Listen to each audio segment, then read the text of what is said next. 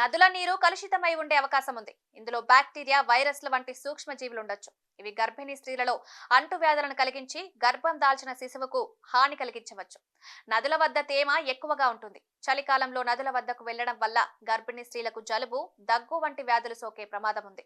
నదుల వద్ద జారిపడడం, నీటిలో మునిగిపోవడం వంటి ప్రమాదాలు జరిగే అవకాశం ఉంటుంది. గర్భిణీ స్త్రీల శరీరం సున్నితంగా ఉండడం వల్ల ఈ ప్రమాదాల వల్ల వారికి తీవ్రమైన గాయాలయ్యే అవకాశం ఉంటుంది. కొన్ని సంస్కృతుల్లో నీటిని దేవతగా భావిస్తారు. గర్భిణీ స్త్రీలు శుద్ధంగా ఉండాలని భావించి వారిని నదుల వద్దకు వెళ్లనివ్వరు. కొన్ని ప్రాంతాల్లో నదులను ప్రేతాల నివాసంగా భావిస్తారు. గర్భిణీ స్త్రీలు ప్రేతాల ప్రభావానికి గురయ్యే అవకాశం ఉందని భావించి వారిని వెళ్లనివ్వరు. గర్భిణీ స్త్రీలు తమ ఆరోగ్యాన్ని జాగ్రత్తగా చూసుకోవాలి. వైద్యుల సలహాను పాటించాలి.